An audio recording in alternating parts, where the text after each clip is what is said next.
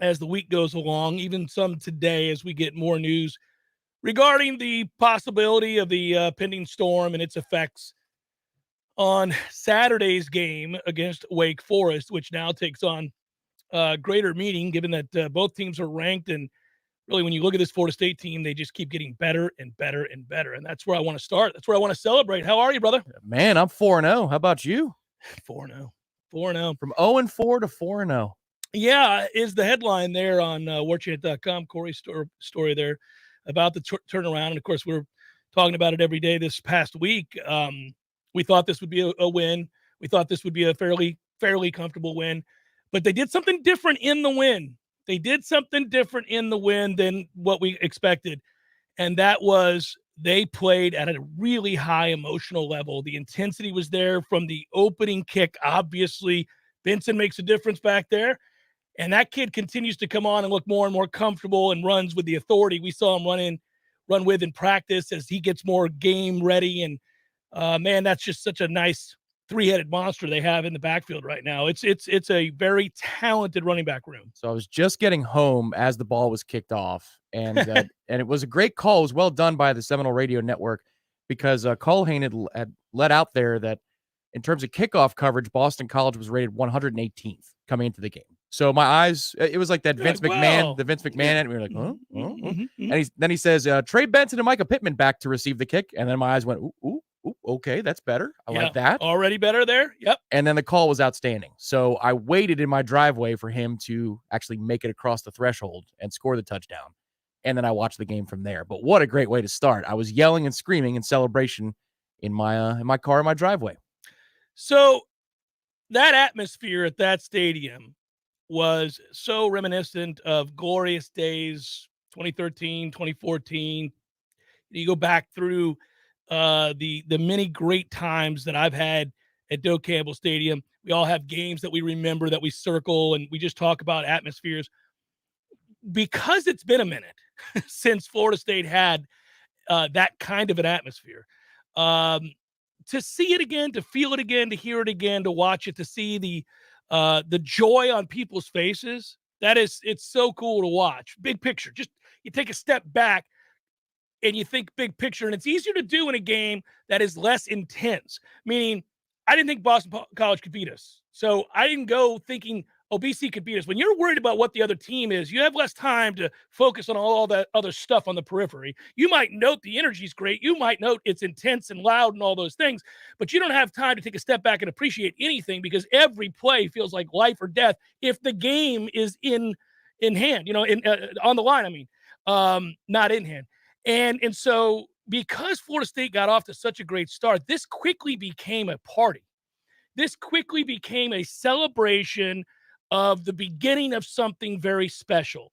Now, I don't know how the rest of the season is going to go, but I know that Florida State's fan base believes in Mike Norvell and believes that this program is moving in the right direction. And it was solidified by the start to this year. The 4-0 start gave people a real glimpse of the work that they've put in to flip a locker room, to flip a culture, to change the floor in terms of talent. Florida State's upside now, and everything else that great programs have when they're on the way up seems to be self-evident. It's there for others to see. You know now, beyond a shadow of a doubt, they're not national championship good yet, but they're pretty good, and they could be very good very soon. And that's why you'll see not only those crowds sell out that stadium from here on out, but also just that burgeoning, it's about to happen. I want to be here. I want to be along for the ride. I want to celebrate with these guys who have worked so hard and these coaches who've put so much time in. I want to be part of this rise to greatness. We did it not all that long ago with Jimbo. I think we're on the cusp of doing it again right now with Mike Norvell, and that's very exciting. Yeah, the atmosphere for this game is unique because there aren't many BC fans that travel. So when it's a sellout, it is pretty much all Florida State. If we sold out for Notre Dame last year, which apparently we didn't, or Miami or Florida. I brought this up. It's amazing. I know. A huge percentage of the crowd in those games, though, is not for Florida State. In this instance, it's just pretty much all Noles, which is really cool. And what I loved about this game, you used the right word, it's the attitude. Mm-hmm. It's the attitude. It's the passion. Because guess what? in truth, if you look at the first drive either way, there's some sloppy stuff from both the offense and the defense. Yeah. You're in a 4th and 9 when you have the ball. But what I love about what they decided to do was say, the hell no, not tonight. This is not going to be close. I know we've messed up. I know we've made some mistakes. I know we turned a guy loose in coverage, or I know that this is a bad block in the back call, so now we're 2nd and 12, and Jordan's in the end zone. Nope. We're gonna pick up that 4th and 9. I'm gonna roll out to the right. I'm gonna hit a wide open receiver. We're gonna go down 90 yards in 4 plays. We're gonna score a touchdown. Yeah, because it's over. We're coming for you, and that's what that 13 team had that I love. This is not nearly as talented a group as 2013 Florida State. Oh God, no. But when the ball was kicked off, they were coming for you right away from the jump, and that's what this team has about them right now. They'll need it in their next 3 football games. Well, and I think I want to credit the crowd. I think that atmosphere had a lot to do with it. You know, even if you're not as intensely focused as you'd like to be for a game, there's no chance to come out of that tunnel with that response and feel anything other than excited to play a football game and not wanting to let that group down, because they were there early and they were loud and they partied all day heading into that stadium. The view we had from Hotel Indigo gave evidence to that fact. The lots looked like it was 2013 all over again. I mean, when we surveyed that lot and the surrounding landscape 4 hours before the game, we were all noting, holy hell, this is it. These people are here to say thank you. These people are here to say that LSU win meant something. That comeback win on the road with your backup quarterback showed me all the heart I need to see. I'm getting the family in the car, and we're going to celebrate this team because they fight the way I've wanted my teams to fight. And it helps that they're 3-0 on the cusp of being ranked and a chance to go to 4-0. That was an appreciative crowd, an excited crowd, a crowd that feels that this thing is on the verge of something really good. The question mark will be, how healthy can they stay this year? And how quickly can they achieve this very high goal, which we all have as Florida State fans, they do as players and coaches. That's what it is at Florida State. This isn't Wake. This is Florida State. You expect at some point to win championships. And we want to know, the second that we see a glimpse that we're good, how quickly can we get to the championships part of this? And now that's going to take some time. I'm not getting too far out ahead of myself. What I'm saying is, when you see evidence, you got the right guy. And you see evidence that people are excited to play for him. And they're going to pay for the tickets to come see him play, and that we're now about to be a television draw, and that all of a sudden Florida State matters again. Now you want to know, all right, what's it going to take? How quickly now can we get the kinds of players and the depth of players that we need in order to compete to win the conference again and then get into the college football playoff again, etc. But if you keep winning, a lot of this takes care of itself. You're seeing it in recruiting already. We just talked about what happened for Florida State last week. You get 2 big-time players saying yes to the program. Do they, if Florida State is sitting here like they were a year ago without a win? No, of course they don't. Of course they don't. Especially not a kid like Hakeem Williams who could go anywhere he wants in the country. So winning games takes care of a lot of these questions. Now you wonder, as you look around, how many more of these wins can you garner? Well, Miami was at home this weekend in front of about 150 people getting their ass stomped by Middle Tennessee State. Not a good look. Not a good look, as they have to bench their starting quarterback, who they thought might get drafted in the first round this year and be an elite player that was a fringe Heisman candidate, some said. Oops. Again, not a good look in front of nobody with an offense that sputters and a quarterback that got benched. Terrible atmosphere. Their own quarterback told you that this past week on Barstool. Hey, it's a terrible place to play. I don't want to be here. I want to go on the road and play my games because this is ass. All of this is ass. He didn't say it, but he said it. He told it to you. Florida, not a great start to the season. Probably should have lost to South Florida. Did garner the 1 win against Utah. I would say this. We'll see what Florida is. I revel in the loss just like everybody else. It's wonderful. They lose to Tennessee. Tennessee breaks a 5-game losing streak to the Gators. They needed that more than Florida needed that. But I'll take that loss for Florida and celebrate the Schadenfreude like we all do. One problem. Anthony Richardson remembered he could play football again and looks healthy and went nuts against a bad Tennessee defense. So I don't know what Florida is. I know they lost this weekend, and that's a good thing. Hopefully they'll stockpile some more of those, and things will just continue to come up roses for Florida State, which is one of the things, again, that I want to circle back to. If you find a way to win this game, and we don't know, I have to admit, there's a bit of a damper on all of this, and it's nothing we can control. It is the weather. It is this time of year, and we don't know what's going to happen. It's very frustrating because if that was not out there lurking, and this isn't a scare tactic, we all have to pay attention to a potential damaging storm. So we need to know what we're doing and what we're not doing and where we're going and where we're not going, all those things, right? But if that wasn't there looming large, the buildup to this game against Wake Forest, 2 ranked teams and 2 electrifying quarterbacks, the best 2 quarterbacks in the league, along with May from North Carolina, this would be must-see television for many people who just love college football, not necessarily Florida State or Wake Forest, just people who love to see good quarterback play and big-time offenses lighten it up. But we don't know.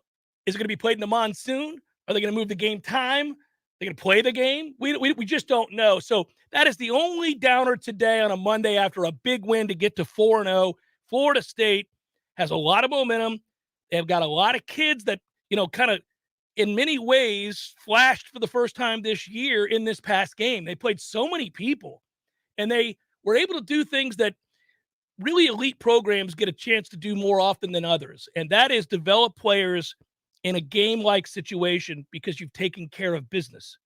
Florida State doesn't usually have the opportunity to allow certain guys to play in certain situations because the game is tight and you need your starters out there and you're not sure you're going to win the game. That game was such an ass kicking so quick. I mean, we're not even 10 minutes into the game. It's a 3-touchdown lead for Florida State. This game is over. Boston College's offense, we could have left them out there for another 8 quarters, and they weren't going to get to the 34 or 40, whatever Florida State was on their way to scoring. And you knew that. So you were able to play a lot of guys, and you were able to rest some other guys, and you were able to get more people in the mix. And great programs get to do that. And then that expedites and accelerates the process, the learning curve for some of the other players. Yeah, it was a fun watch along. I joined at halftime because you come in and you're just on cruise control. Like, I'm thinking to myself, all right, what larger issues can Dominic Robinson and I talk about this half? Because it's not going to be live or die on every play like we did for Louisville, like we did for LSU, especially in that fourth quarter with LSU. It was a completely different experience. And what I found myself doing was telling the viewers all of the young players that are on the field. Like, oh, there's Omar Graham. Yep. Oh, take a look at that. Sam McCall is now on the field, everybody, on offense. Rodney Hill's in. Yep. Here's your offensive line left to right. Julian Armella is in there, folks, at left tackle. Yeah, it's a fun exercise. Hey, it is. It is. It's a nice place to be. I hope we're doing it again for Wake Forest whenever that game is played. Z-Chan, my man, saw you this weekend. It was a pleasure there on the roof of Hotel Indigo. Many of you stopped by. Z-Chan was one of them. We always appreciate it. Woo! It's good to shake your hand, sir. Thanks again, as always, for the support you show the Jeff Cameron Show and all the platforms here on Warchant.com. Jeff and Tom, how much of an impact does playing the primetime game have on recruiting Go Noles?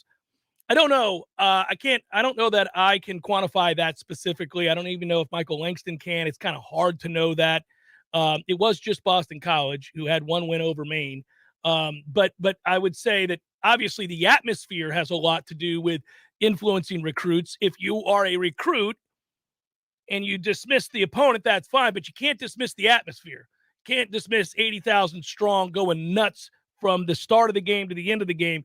And if you're a recruit considering Florida State or, say, Miami, you would have to look at those two very different atmospheres and realize that your college experience would be very different if you chose to go to a lesser school like Miami. Yeah, if you visited physically the stadium this weekend, then it had a huge impact. Yeah, because you see what's possible. That's what I mean. Yeah, if you're, I assume he means the folks that were in attendance. But even if you weren't, the way it laid out, you're lucky this weekend in terms of the order of events. Opening act versus main event, and the 2 opening acts were Miami and Florida, and they're both flops.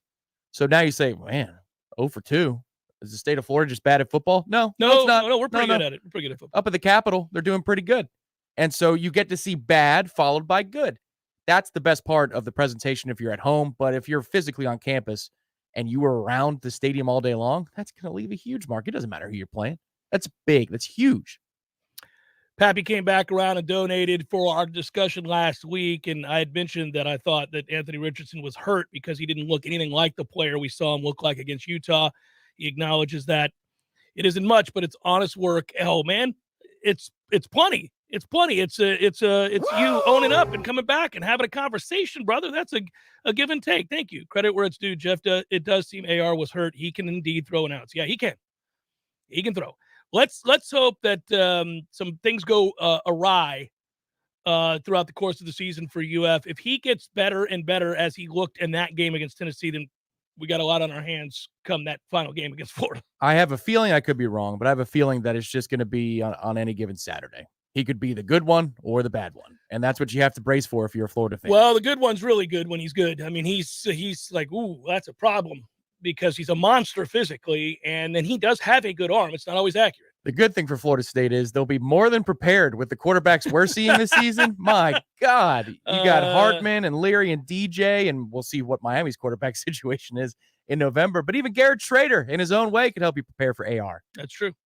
That's true. Listen, the schedule only gets a lot more difficult from here. And what we now have to understand is the bumps are coming. The bumps in the road are happening. The smooth sailing's over. We passed these initial tests. We found ways to win a couple of really close games. We blew somebody out in the ACC for the first time in a long time. It feels good. And on a Monday after a big win like that, when your two rivals lose in the state as well, it's a great feeling. And you should celebrate that and bathe yourself in the joy following an event like that was the result of hard work and this team reaching their expectations and potential in a game like they did. But at the same time, and we know the transitive property does not work in college football. I'll give you a good example that has nothing to do with Florida State. Adrian Martinez, the great Adrian Martinez at Kansas State, goes on the road to Norman, Oklahoma, and has a game for the ages and beats Oklahoma. Obviously, that frustrates me. I like Oklahoma. I hate to see it. Yeah, the week before, they scored 10 points against Tulane and got beat at home by Tulane. What are we doing? I mean, you just don't. It's crazy. It is crazy. If you look at Middle Tennessee State's first opponent of the season. Yeah, James Madison beat them 44-7. That's right. Yeah. That's right. Middle Tennessee State lost to James Madison this season 44-7. Not a competitive football game, Tom. No, it wasn't. But it did not in any way disrupt their focus on their way down to Miami to hammer that ass in embarrassing fashion. Domination. Miami really wasn't all that competitive in the football game. Certainly not defensively. Something to behold right there. And it's a good thing for us to be able to celebrate today. It is something we should bring up repeatedly. Yeah. I'm a big fan of the state of Tennessee today. I'll tell you what, we all are. I watched that game, and when I went back to watch it again Sunday morning. The old rewatch? Yeah, the little rewatch to Middle Tennessee over Miami. I couldn't help but watch the big plays over and over and over again. The 99-yard touchdown pass, all the plays. Just something about the way they were executed, Tom. Could have been just great football execution. Did they really perhaps it was just the opponent. They had a 90-plus yard touchdown? Yeah. Oh, wow. Yeah, they got to stop on the Canes down on the goal line, and then they turn around through a bomb for a touchdown. Oh, my. Yeah, that's a big get you some. That's a 14-point swing, That's a suck it. That is, yeah. All of it was glorious. All of it was glorious. Georgia Tech has fired their coach. He was the second to be told, have a good day. Also fired their athletic director. Oh, third? Yeah, Scott Frost. Herm doesn't count. I knew Scott Frost. Herm doesn't count. He's not a real football coach, and he hadn't been in years. But that was also just an experiment and a joke all along. But, yeah, you're right. It technically Well, counts. I'm grateful for that joke. It yielded us 14. Johnny Wilson is here because of that experiment. Yeah. What he said, he was lost in the shuffle at Arizona State. Johnny Wilson said that he didn't feel like that they even knew he was really on the team.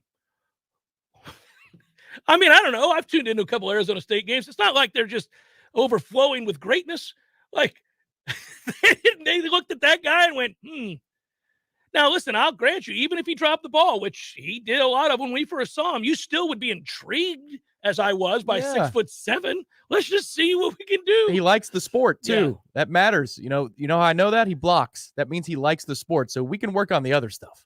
So the joke about Herm was that he ignored all of the rules, just so you know where I was coming from. Herm decided, go read the article out in Arizona about the NCAA rules, and I'll grant you this might have been an approach that you could be aggressive with given the NCAA. Herm didn't really care to learn the rules of the NCAA, that according to the people at Arizona State and subsequently the NCAA. So if you're just going to take a job and ignore everything about what you have to do, the parameters by which you need to work, then yeah, I'm not counting you.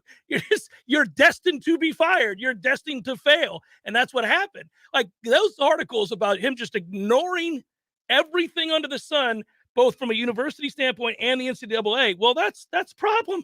That's a problem. I was also surprised that that didn't come out in the wash before when you were doing interviews for the job. I mean, you ask guys questions about a plan. Anyhow, so I want to follow up because to answer that in the chat is why. So Collins is fired. Back to the original point, and that was always going to happen. What I find interesting, he finishes 7-19 in the ACC. That'll hurt your feelings. 10-28 overall. That too will hurt your feelings. I did not realize just what financial depths of despair Georgia Tech is in. That is not something I would have known. But you read the article today that Adam Rittenberg wrote about Georgia Tech's firing of Jeff Collins, and you see that you wonder who they're going to be able to bring in. It's not a great job, first of all, in the world of football or the world of the ACC. But man, I mean, think about if you're any of these candidates. One of them is Deion Sanders, by the way, allegedly a top 10 candidate that people have thrown out there, along with Bill O'Brien, Todd Monken. Bill O'Brien. He's on the list. Really? Troy Calhoun, Thomas Brown, Josh Gaddis. There are others. Point would be, Josh Gaddis. That's Georgia Tech, man. I know. But the point would be, I'd go Monken or Deion for sure. There, if you can get Deion and look, man, bring it all with him. Bring all that stuff. You want more attention for your program, and you don't have a ton of money, and he'll use his own money to make it happen. That to me is the efficient hire to make. If you're them, if you don't have coin, he can bring you all the hype you need. It's just, and he'll also infuse his own money from Barstool or wherever for an NIL fund. It would be a wise move. I think if you're Georgia Tech, you're not wrong about that. That desperate times, desperate measures, extreme measures, you could do it. He solves a huge problem. Well, he's a hype machine. Yeah. And right. You could get that. You could get him to Georgia Tech. The name alone would make Georgia Tech a constant conversation. You know that he knows how to play the hype game. And they need something to shake up the image of Georgia Tech big time. And the Atlanta connections from his professional career. I mean, that's a home run. Yeah. Now, again, you wonder if you're Deion and you're holding out for a job, for a high-profile job. A, can you really win at Georgia Tech? The academic standards are extreme. That would probably be part of the negotiation. That's a tough one, right? Yeah. The other part of it is you're in Georgia, and Georgia is always going to rule Georgia, not Georgia Tech, when it comes to recruiting. The other aspect of it is they're broke. So, I mean, reading the financial issues at Georgia Tech is somewhat shocking when you read that. So, broke, high academic standards, second fiddle in your own state. He may want to hold out for something better. Just saying, if you're him, he may decide, thanks, but no. That's where they should go shop immediately. I think they probably will. It's an extreme shakeup. You're right. Chef Cameron Show 93.3 Real Talk Radio, Warchant TV. So let's say you're considering buying a new home in the current climate. All heard that demand is high, inventory is low. So how do you get a leg up on the rest of the buyers all making offers on the same house as you? Oh, that's a toughie. But the first place I'd suggest you start is with a call to my friend Shannon at Legendary Home Loans. Shannon will set you up with a complete pre-approval underwriting. It used to be an upgrade, but nowadays it's got to be standard. You want to get your offer on a new home pushed to the front of the line, you need a TBD full underwriting approval from Legendary Home Loans. You'll shorten or even remove your financing contingency, and the sellers will know that your offer is real and ready to go. It's tough out there these days, folks, so why not have the advantage of a proven winning team in your huddle? Get pre-approval underwriting from my friend Shannon with the one and only Legendary Home Loans. Call now, 844-FSU-LOAN, 844-FSU-LOAN, or just visit FSUHomeLoans.com. FSUHomeLoans.com. Equal housing lender. NMLS number 2270146. Hey, Noles fans, our partner ISF Inc. is a national management and IT consulting firm located right here in Tallahassee, Florida, solving the future for state governments through strategy, process, and technology. As a trusted advisor for state governments, ISF knows the importance of defining a clear and detailed strategy. Our friends at ISF can help your organization create a strategy that sets you on a path to success. ISF, Your vision plus our expertise brings your brilliant ideas to life. Visit ISF.com to learn more. ISF, solving the future. You were always more than my mom. You were my role model, my best friend, and biggest supporter. You filled my days with unconditional love. And you also prepared for the day when you couldn't be here. Because of the woman you were back then, I'm able to be the woman I am now. Your planning made this moment possible. Set your family up for life. Southern Farm Bureau Life Insurance. Your friends for life. This is Andy Cohen. When I was a law enforcement officer, I devoted my life to a career of service and protection. Who's protecting you? Give me a call. 850-671-FARM. That's 671-FARM. Helping you is what we do best. Southern Farm Bureau Life Insurance Company, Jackson, Mississippi. Not licensed to do business in all 50 states.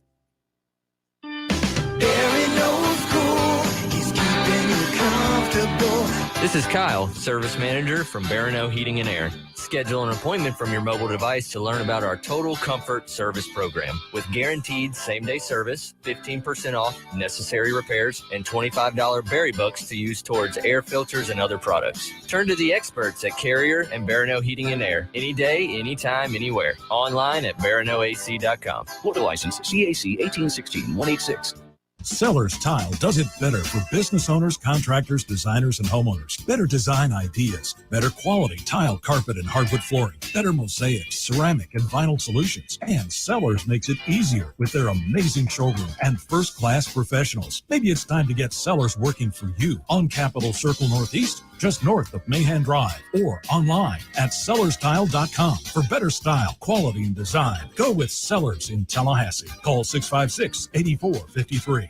We all want more energy, more strength, more results. Well, welcome to Orangetheory Fitness as you take a step towards feeling more alive today. Backed by science, Orangetheory's heart rate monitored workout is scientifically designed to keep heart rates in a target zone, spiking metabolism and increasing energy. Orangetheory Fitness is a one-of-a-kind group personal training workout resulting in more energy, visible toning, and extra calorie burn for up to 36 hours. Experience a more vibrant life today with Orangetheory Fitness. To find out more, go to orangetheoryfitness.com.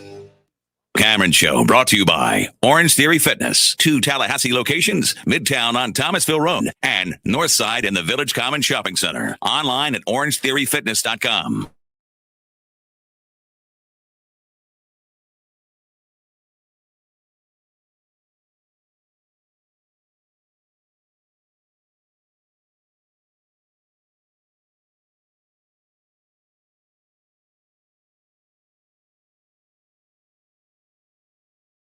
Athletic director, and I imagine this will be one of many forthcoming over the next 48 hours or so, 72 hours or so. Not much to report here. Michael Alford stating, quote, "Nothing has changed right now in terms of the 3:30 p.m. kickoff for our football game with Wake Forest on Saturday. We're closely monitoring the projections regarding the hurricane and will be in constant contact with both local and state officials, as well as the administration at Wake Forest and the ACC. As always, the safety of the student athletes, game staff, and fans will be our top priority." You know, that is the problem when you have a storm developing and still days away from impacting North Florida, is you have to make decisions well in advance regarding game change in terms of time. If you move it to a later hour, or even, you know, we've seen everything from games being played a day early to 2 days later I mean, we've seen this in college football before where you got to get out in front of it. And sometimes you're making decisions, obviously, with the best information you have available to you at that time, but things change with storms all the time, rather rapidly, to the point where they have a million models for that very reason. They tell you, well, it could do this, could do that, could do this, looks like it's going to be this, but then again, if this happens and this happens. So the problem is, it may not end up affecting us all that much. Knock on wood that it doesn't. I don't want any community to be affected by a storm, whether it's here or anywhere else. We know that. But you start having to say, well, by Wednesday, we got to make a decision. Well, by Wednesday, we may not know much about how it's going to directly impact Right. Tallahassee. We'll know that it's impacting Tampa or St. Pete or those surrounding areas with a lot of rain. It seems we definitely know that, right? But we don't necessarily know what it will do right after that, but yet a decision will have to be made because people are traveling, you've got Correct. TV crews and everything else. Yeah, the implications of it, you have to have a deadline. And, that you have to weigh the risk and the real possibility that on Saturday at 3:30 everything's fine here and there is no football game because you had to make a choice at a certain point. To me, no meteorology background whatsoever, but you know what, buddy? I've lived in the state of Florida for 30 years of my life, so I've seen a thing or two with hurricanes. And you got to wait till it comes off of Cuba to see how it interacts with the land and how it reforms. Right. And that's tomorrow-ish, late tomorrow night into Wednesday. And at that point, you probably are on the clock for 12 or 24 hours to make the best decision with the facts that you have in front of you. So I'm sure they have a plan for every iteration of where this storm goes, and they just have to have a deadline and stick to it. The thing that you got to be careful of when you're an athletic director or a university president is you don't want to speak too much, but you don't want to speak too little. There's a fine line of updating people. Yeah, people want to know. Yeah. They usually err on the side of extreme caution. So a lot of people, and I hear people say this all the time, like, what? We're shutting down school on Tuesday? Why? They err on the side of extreme caution for a lot of reasons. I don't know that that's going to happen, but I've been told that it's likely Florida State University, Florida A&M University, TCC, and maybe the schools in the county, public and private both, will shut down for the bulk of this week and not have school.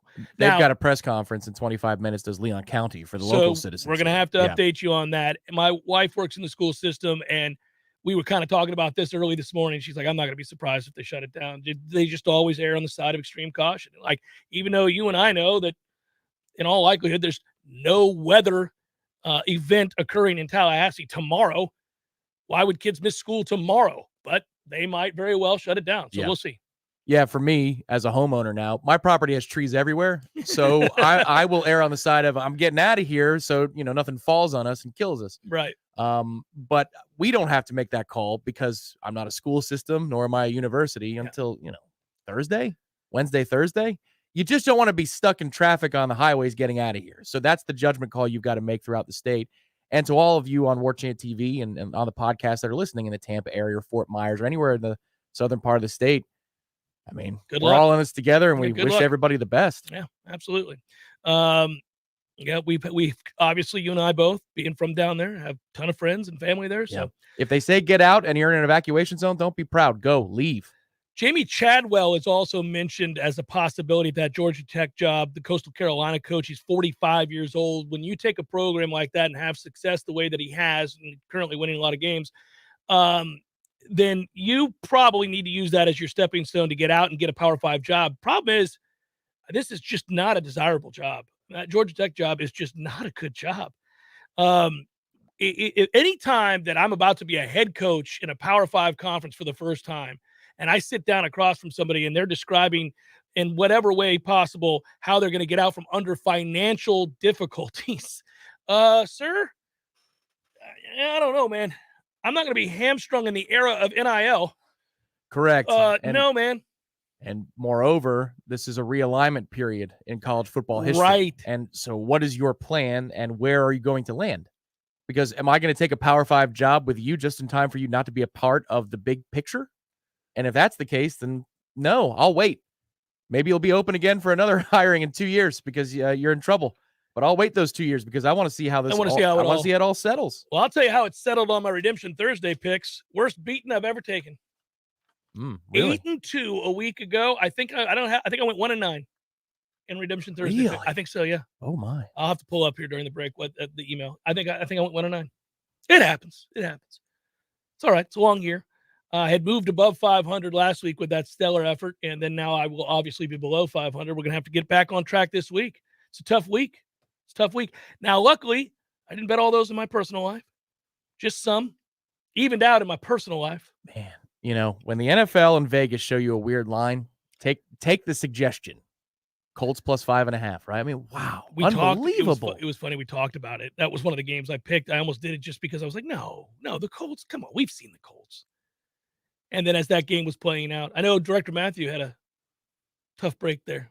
You don't want to talk about it, I know. That may have been. I can't wait to hear this story. That may have been the final piece to the puzzle of a profitable parlay. Oh no! Was it the Niners? No, that Colts-Chiefs game. Oh, Colts-Chiefs game. Okay. I took the Broncos in my real life just because I thought that line was weird, and I was like, "Oh, just for fun, Let's ride." 11-10. 11. I know. I may have played that game last night to make it interesting because I knew it was going to suck. It did suck. And 0 for 2. So the NFL, forget it. Every week. Forget it. Every week. Congratulations, Jacksonville. You're like officially a real team again.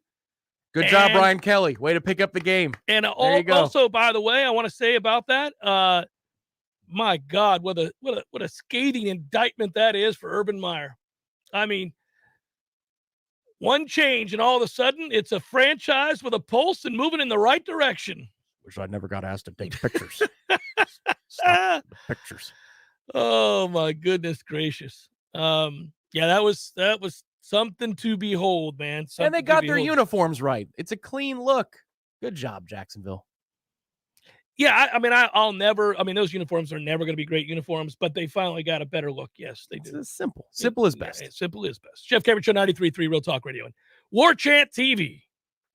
Your local news now. A suspect fled from a traffic stop on I-10 Saturday, igniting a high-speed chase. The suspect initially pulled over and followed orders from the Madison County Sheriff's Office deputy and then left the scene at a high speed. The deputy followed as the suspect left I-10 and traveled south into Taylor County. Eventually, the Perry Police Department used tire deflation measures to slow the suspect down, leading to an arrest. No further details are available at this time. Governor DeSantis issued a state of emergency declaration that is statewide as Ian strengthens in the Caribbean. This declaration will make available important resources and support, as well as free up funding sources for emergency protective measures. Under this emergency order, members of the Florida National Guard will be activated and on standby awaiting orders. The governor is urging Floridians and their families to begin preparing and ensuring their family emergency supply kit is ready and stocked with food, water, and medicine. This is Rachel Lene with your Real Talk 93.3 local news update, brought to you by Macklemore Systems, Tallahassee's go-to Mac store. They will be moving to a new location October 3rd. Check them out online at MacklemoreSystems.com. This is meteorologist Paul Trombley with your Real Talk 93.3 weather update. Lows level off around 68 overnight under mainly clear skies. Winds out of the west around 5 miles per hour. Slight chance for isolated storms tomorrow. Daytime highs approaching 92, a mix of clouds and sun. Slight chance for isolated thunderstorms again tomorrow night. Lows dip down to about 67, partly cloudy skies. This report is brought to you by the Lawn Johns. For all your landscaping and lawn care needs, visit thelawnjohns.com. Right now, 75. Let's be honest, we all have way too much stuff. Maybe your storage closet is full, your garage is full, or the guest bedroom is a mess. Call Southeast Portable Buildings, 580-6400, or visit them online at southeastportablebuildings.com. Your next chance to win $1,000 is coming up at 3 p.m. Don't miss your chance to shake the 93.3 money tree and see what falls out. Planted by the law offices of Facing Brooks. Come back stronger with Facing Brooks. Well. Hey, Jeff, look at this place. Yeah. Well, doing well. It's been a while since I've seen you, brother, but, it hasn't been a while since I've been over to Gordo's. I go there on the regular because of you, Eddie. Well, we keep you regular. Well, that's true, but I think of Gordo's as a place to sit down, have a cold beer, talk to your friends, enjoy the sports, eat the delicious food. But I think of you as Uncle Eddie, a man who takes care of his people and takes care of the town. I appreciate that, Jeff. Hey, and we'll keep you regular. Gordo's, bringing the flavor and flair of Cuban food to Tallahassee since 1996. Here's what you missed on the Greg Tish Show. There's a TikTok that's going viral because of a butter softening method. They are putting the Vermont Creamery butter in the waistband of her pants. Give it 5 minutes. You can go and measure out your ingredients, and then your butter is ready to go. You cannot do this in Florida. No. Because your pants will be full of butter in 2 minutes. Somebody try it. Post on TikTok. Unless it says juicy across the back. The Greg Tish Show, Monday through Friday, 6 to 9 a.m., only on Real Talk 93.3.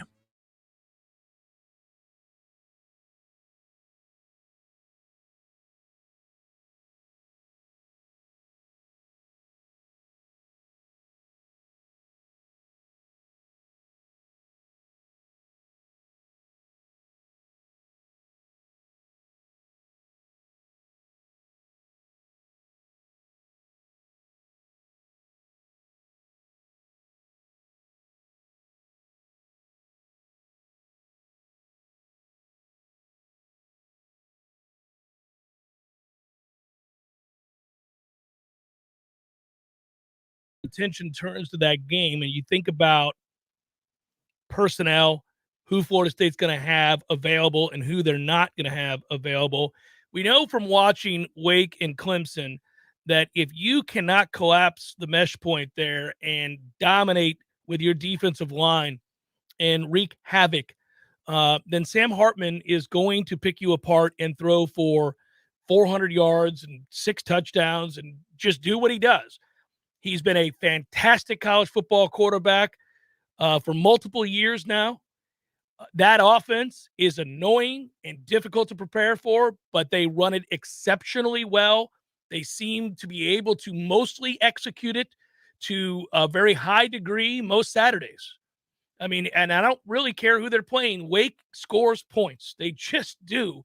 And, yeah, occasionally they'll face a matchup where there's a defensive end that's a dominant player and he can help collapse the mesh point, and then that changes what they can do, and you can kind of take a stranglehold on that game. But, man, Clemson's defensive front is very, very good.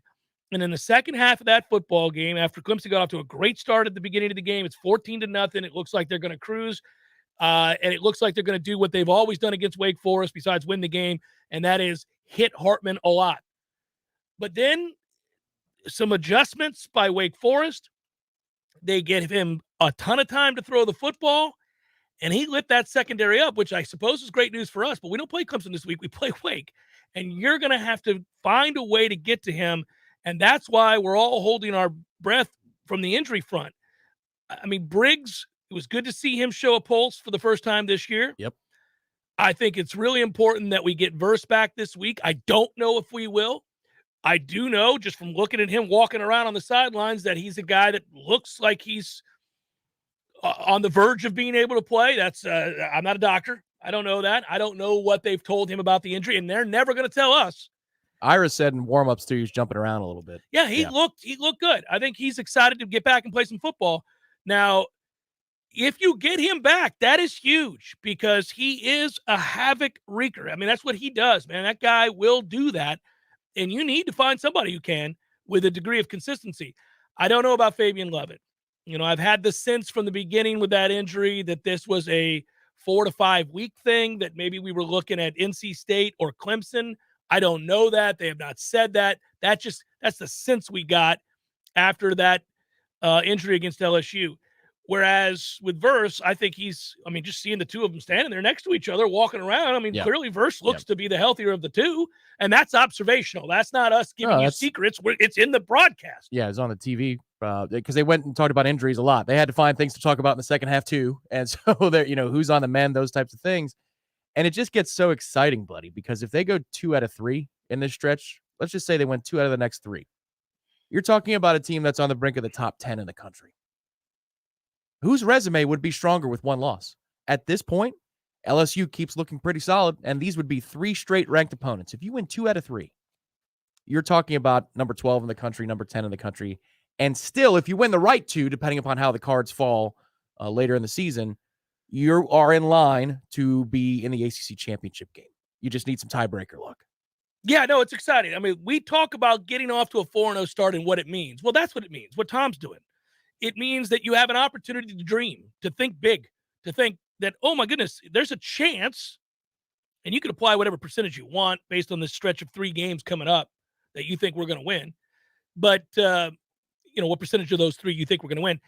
But I would just say, again, this is all possible because you took care of business and you won some games, and then you capped it off with a blowout against an ACC team that's down, no doubt. That's a tough situation there at Boston College. But, look, tough luck, man. We've dealt with a ton of injuries too. I don't care. We took advantage of the opportunity and dominated. The thing I find interesting is, the Louisville game notwithstanding, Adam Fuller has been very aggressive this year. Think about the game plan for LSU. He was aggressive. It was, we're putting our guys on islands against those receivers, and we're going to bring pressure because we know that it's going to affect Jaden Daniels. Now, he said you can't surprise Sam Hartman today in his press conference, which is right. But yes, he was aggressive on Saturday against Boston College, which is interesting because you wonder if all we need is 4 guys. Their offensive line is beat to hell, so we could just rush forward. He wasn't going to take a chance. No, he forced the issue. That's interesting now because in 2 high-profile games, and I know that BCU is a beaten team, but this is high-profile now because you're 3-0 trying to get to 4-0. He said, we are going to force the issue. Do you do it again against Wake Forest and their offense? Do you say, I'm going to force him to make decisions quicker? Well, already he's telling you no. But or he's putting something out there sure, that misdirect. Sure. I think he's right. You can't surprise Sam Hartman, but you can get to him. If you can get to him, it changes the whole game. I don't believe Wake is going to have great success defensively against Florida State's offense, and that's the other aspect of this. This is a home game. We hope it is similar to what we just saw against Boston College. Again, weather permitting, and people can get here. Then if that's a packed house for a big game like this, who knows? I mean, you get out to a good start, you play downhill. I do think it's going to be something akin to a shootout. I do think that Florida State can score in the 40s in this game against Wake Forest. I also think Wake's capable of maybe if we can't collapse the mesh point, Sam is going to have success, and he's got good receivers to throw to. He's patient. He's accurate. We just saw that. Yeah, that's the thing, though. The longer he rides and decides, oh man, it's the worse you are off. Yeah, so, yeah. You know, you might give up a huge play or two, but let's just say I'm going to concede right now that Wake is scoring at minimum 24 to 27 points, right? That's what I'm going to concede as a defensive coordinator. Oh, I don't think there's any question. If they score that many because they hit a few big plays, because we have a coverage bust, because we're forcing the issue, so what? They're still going to get to that number. I think he's going to make more mistakes if he has less time to decide. To me, that sounds like the right game plan, and it seems to fit Fuller's MO. But it'll be really fascinating to see once we actually get into the game, because maybe it doesn't work early on. He backs off of it, or he plays soft, and then it's Hartman has all day, and then you say, all right, we got to play more aggressive. Because I think that's kind of what happened with Louisville a little bit. They present you with a lot of challenges. Wake is well coached, and that's a really good quarterback. Whenever you think about the combination of coaching, quarterback, and you're able to say they're good in both areas, it's going to be a hard game. I mean, that's just the way it is. You do the same thing in the NFL. You're like, do you respect the coach? Do you like the quarterback? Well, it's going to be a tough game. I mean, that's usually how that works. So I think that's true of Wake. You have to hope that you have a few more guys, bigger, stronger, faster. And then obviously with the opportunity offensively, because Jordan Travis is the model of consistency right now. Him and Sam Hartman have been brilliant. This could be a classic quarterback battle. It shapes up to be a classic quarterback battle. I think you could be looking at a game that in the fourth quarter, both teams are already right there on the cusp of, if not already in the 30s. And it's going to be one of those moments. You'll have that feeling, your heart's in your throat. Who has the ball last? Who's making the plays with the game on the line? It just feels that way as we sit here on a Monday, like it's going to be a little bit of who has the ball last. Yeah, some of the throws that Jordan made again on Saturday, like the 2-minute drill in the first half. Yeah, there's a throw over the middle he makes. I think it was to Pokey. Again, it's become routine with him. Some of the throws where you go, oh my God, that throw plays on Saturday and on Sunday. Yeah, I said last week when we were talking about him that the ultimate compliment I can give him is that when we preview games, I don't worry about him. I don't say things like, well, we need Jordan to play well this week, or he has to bounce back from this performance, or what. I don't do any of that. Jordan's going to play well, period. Now, where are we on these other guys? That's the kind of conversation we have every week when we do the pregame show, every week on this show when we're talking about games. I don't ever bring up Jordan Travis other than to say good job, because I trust implicitly that he's going to be prepared and play well. He is locked in. His pre-snap tells me everything I need to know. He always is prepared. So that's great coaching, and it's hard work on his part, and he's taken this huge step forward from inside the pocket. His patience has taken a huge step forward. His accuracy in the middle of the field, all things I criticized in the past, have taken huge steps forward, to the point where I don't think about it anymore. I just know if the throw's there, he's going to make it. We're good. He's going to make some throws that aren't even there. You're like, what the hell was that? Okay. That is an off-script dime on the run because he kept his eyes downfield. His 16-yard scramble was a great sign, too, about how he's feeling. With the knee and everything else. Yep, I mean, it's just silliness, Tom. He really has grown up right before our eyes and done everything you want a quarterback to do to get better, to elevate to a place where you now have to. I mean, if you're preparing for Jordan Travis right now, what a nightmare. I mean, you have to know that, he handles the blitz just fine. If you play back and play off of him, he's patient in a way that he wasn't before. He'll let something come open. He buys time. So even still, if you're playing safe with 2 over the top, he's going to buy time within the pocket. And that doesn't automatically mean a run. That's right. If you come off of your guy to make a tackle, he'll throw it right over your head. Well, and he puts your linebackers in conflict, because if you're going to sit around playing cover 2 all day, then the pressure on that linebacker is immense to cover a lot of ground. And if you don't have the player to do it, he can drop the ball in that soft spot of the zone. I mean, dude. And then flip it on the other side. This is a huge week for our linebackers, given what Wake Forest does. But you feel more equipped to have that fight than you have in years. We are more equipped for Hartman and the Wake Forest offense. They're still going to make you look silly. They are. They're going to make everybody look silly. But they'd really make our linebacking core the last 3 or 4 seasons look ridiculous. Well, we couldn't cover anybody for a while there at linebacker. Kalen DeLoach is playing at a high level right now. He had another great game, looked healthy. I just hope Tatum Bethune can get back to being healthy. He's not healthy right now. He's playing through injury. It's obvious. You see signs of it occasionally. He's still better than the alternative. An early hit. Yeah. Right in the sore spot. Oh, I was so sad for him, because that hurts so bad, especially when you play the position he plays. You can't not use your shoulder. So it's frustrating. Hour 2 forthcoming. Stay with Jeff Cameron Show, 93.3 Real Talk Radio and Warchant TV.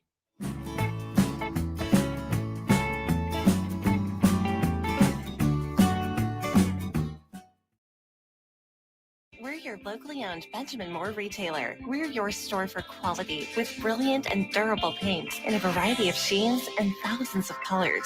We're your store for service with one-on-one advice for contractors and homeowners. We're your local experts, and we're here to help with all your painting projects. Benjamin Moore, available at Epps Decorating Center with 2 locations in Tallahassee. Find a store near you and visit EppsDecorating.com. That's EppsDecorating.com. Imagine for a moment that you are completely weightless with zero gravity. All of your worries and stress melt away. Your mind stops racing and you fall into a profound state of pure relaxation. This is available to you right now at Tallulah Delta 8 Plus Floating in Railroad Square for just $50. These state-of-the-art floating pods are unlike anything else you've ever experienced. And while you're there, you can shop for some of the latest and greatest CBD and Delta 8 products on the market. Natural pain management, stress relief, and better sleep are all at your fingertips at Tallulah. Tell them Jeff Cameron sent you, and thank me later. Football at El Jalisco, football at El Jalisco, what a combination. It's a great big celebration. It's football at El Jalisco. I can dig it. Who's playing? Oh, man, everybody. The ACC, the SEC, all the C's, and even the pros. The Bucks, the Steelers, the Giants, the Cowboys. Wow, far out. You bet, man. When the game is on, it's on at El Jalisco with incredible specials on everything from frosty cervezas to salty margaritas. Does Margarita know? Dios mío, not again. The best place to watch the game is El Jalisco. College, pros, Monday night, Thursday night, you name it, El Jalisco is football headquarters. And with 5 Tallahassee area locations, there's probably an El Jalisco right around the corner right now. The kids are back in school, and that means more homework, more projects, more research, and more screen time for the kids. These days, you can't get much done without using a phone, tablet, or computer, so you'll need all your devices working properly. Mac & More Systems is here to help. Not only can you get repairs, upgrades, and replacements, but you can also get expert advice, guidance, and consultations on how to maximize the use of your Apple gear. The Trapper Keepers are gone, and in this digital world, Mac & More Systems are your digital experts. Online at macandmoresystems.com. There's fun to be had every night at the Corner Pocket. Take home prizes on Trivia Tuesdays and Beer Bingo Thursdays. And kickstart your weekend with Martini Fridays. Plus happy hour runs every weekday and game day specials every time the Noles take the field. Watch all the best games at the Corner Pocket's Vegas Wall, featuring 560 inches of flat screen TV heaven. Oh, really? The best food, the best drinks, and the best place to watch all the games. Tallahassee loves the Corner Pocket. Coming up next, more of the Jeff Cameron Show. Live and local on Real Talk 93.3. WVFT, Greta, Tallahassee. Breaking news this hour from townhall.com. I'm John Scott. Florida Governor Ron DeSantis has declared a state of emergency for the state. Hurricane Ian now nearing Cuba on a track to strike Florida as a Category 4 storm as early as Wednesday. Salem Media Tampa News Director Roger Schulman says residents along the Gulf Coast have been springing into action. Preparations are furiously underway. People are getting sandbags in large numbers. Gas stations have been clogged with people topping off their tanks. Water is totally gone from grocery stores here as people have been storing up water for this emergency. Tampa and St. Petersburg are among the most likely targets for their first direct hit by a major hurricane in a century. Forecasters predicting a storm surge of up to 10 feet. Schulman says local officials have a word of warning for those planning to ride out Ian at home. One thing that our Pinellas Sheriff, Bob Galtieri, said is once the storm starts hitting, they're not going to be able to help you because they're not going to risk their people dying in the storm if you haven't made proper preparations. President Biden also declaring an emergency for the state. Also at townhall.com, officials say a gunman opened fire at a school in central Russia, killing at least 15 people, injuring 21. The shooting happened at School 88 in the city of Izhevsk. At the start of the school day, a gunman entered the building and went on the rampage. According to preliminary information from Russia's investigative committee, at least 20 people have been wounded. Among the dead are several children. Local officials say the gunman's body was later found. He's thought to have shot himself. The motive for the attack is still unclear. BBC correspondent Steve Rosenberg. On Wall Street, the Dow is down 400 points. The Nasdaq is off 63. More at townhall.com. Charlie Dombeck here from Key City Capital. As a practicing CPA for nearly 30 years, I have found that 80% of your ability to grow your wealth is dependent upon two factors: taxes and investment performance. At Key City Capital, we improve investment performance by diversifying capital into off-market investment opportunities in passive rental real estate and alternatives like asset-backed lending. We recover dollars that clients unnecessarily pay in the form of income taxes, creating a lifetime annuity of savings. We are a sponsor of passive, affordable single and multifamily residential rental investments, which are located in Sunbelt landlord-friendly states. These investments are the top choices in a rising interest rate and inflationary environment. They represent a store of value, protecting your capital from market volatility. Learn how we at Key City Capital can help you ultimately grow your wealth rapidly. Connect with me at keycitycapital.com or give me a call at 817-912-1569.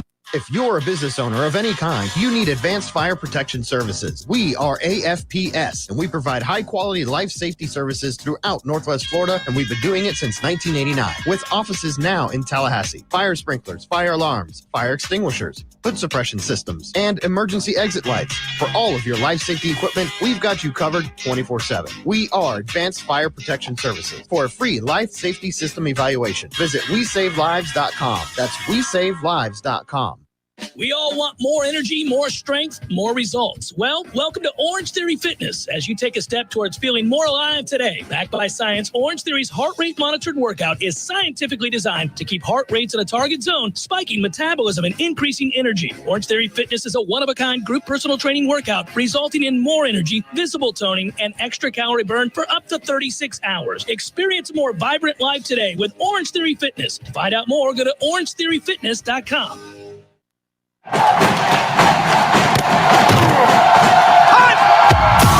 Broadcasting live from Florida's capital city, this is the Jeff Cameron Show, brought to you by Orangetheory Fitness on Real Talk 93.3. Now, stop what you're doing and listen closely. It's time for the Jeff Cameron Show in 5, 4, 3, 2, 1.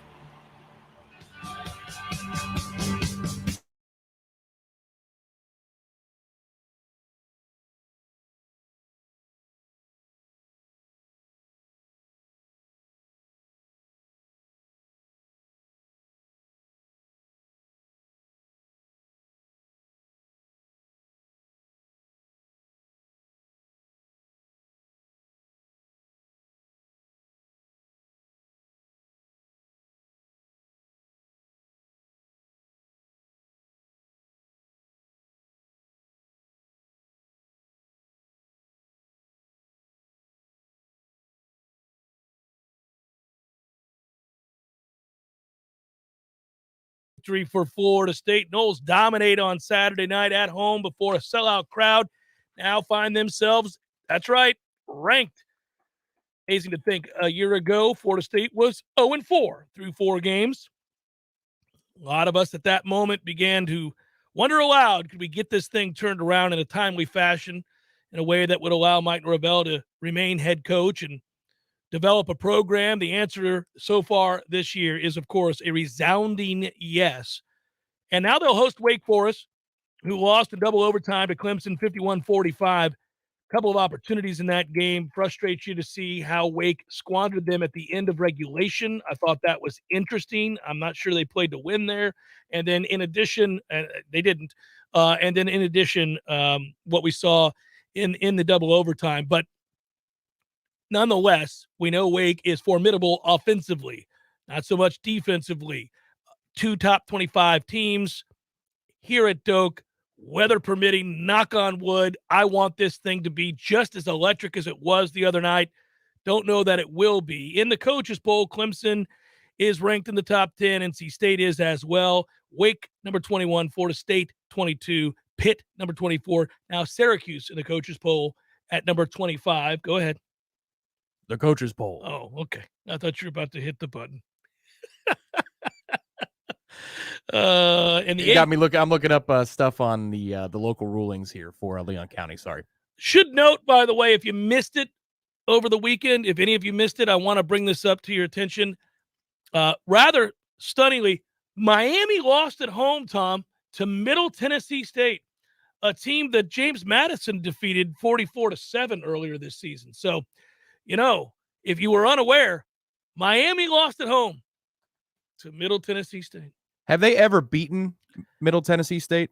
In the history of Miami's football program, they have never found a way not only to beat Middle Tennessee State, they have never held a lead against Middle Tennessee State in their history.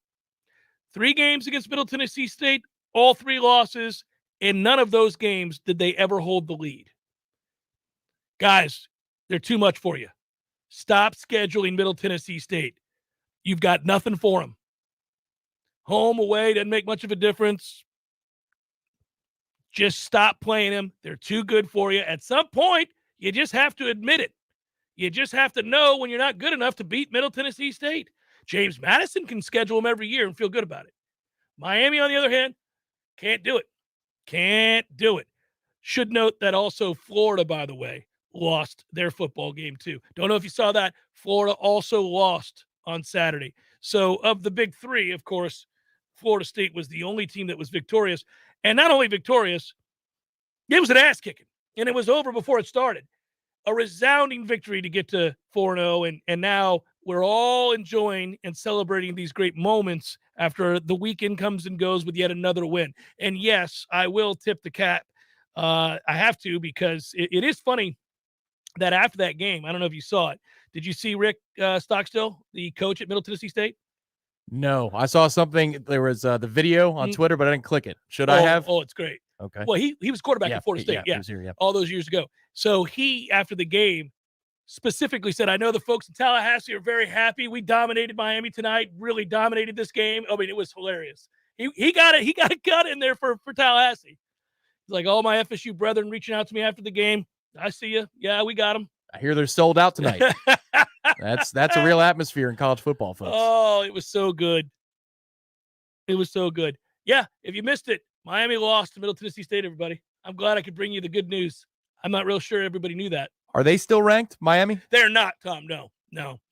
The Coaches Poll. They also, not only are they not ranked, they may have a quarterback controversy on their hands now. Oh, they should. You know, their coach deciding to bench Van Dyke in favor of Garcia. And, you know, one of the recruits that was at the game for Miami tweeted out, where's Garcia? So he got involved in the controversy with the fans chanting that they wanted Van Dyke on the bench. Good to see recruits visiting for the weekend get involved in that sort of quarterback controversy.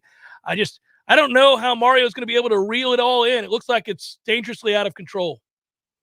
I can't imagine if you're a recruit that you would consider going to Miami. It's a stadium not even half filled, often losing on the wrong end to games, the likes of Middle Tennessee State. And now you've got recruits and players commenting that they're not real sure that this is buttoned up. Well, my instinct was to go look at their schedule and say, well, is there some schedule relief coming? But how could you say that there is schedule relief coming if you lose to Middle Tennessee State and get housed by them? So I don't even need to look at the schedule. They're in trouble, Mike. Georgia sleptwalk through Kent State. Alabama 55-3 over sorry-ass Vanderbilt. My goodness gracious. Ohio State destroyed a Wisconsin team that I think now, remember, years ago, I came up with the phrase tent of suspicion. I used it specifically to describe Wisconsin year in and year out, but also UCLA all those moons ago. But now I think really it just encapsulates who Wisconsin is, which is really slow, lumbering, non-athletic, and never really a threat to anybody of any consequence. Clemson survived. Michigan with a closer game than it should have been against Maryland, 34-27. I will say that the young man Corum ran for 243 yards. Tom, you know that I watched that game very, very closely. That was hyped up Thursday and Friday behind the scenes. Yeah. And then on Saturday, you mentioned it during the pregame show, and I said, yeah, I believe you. You're keeping an eye on this one. It might be the reason you had the scoreboard open in the first place. It might have been.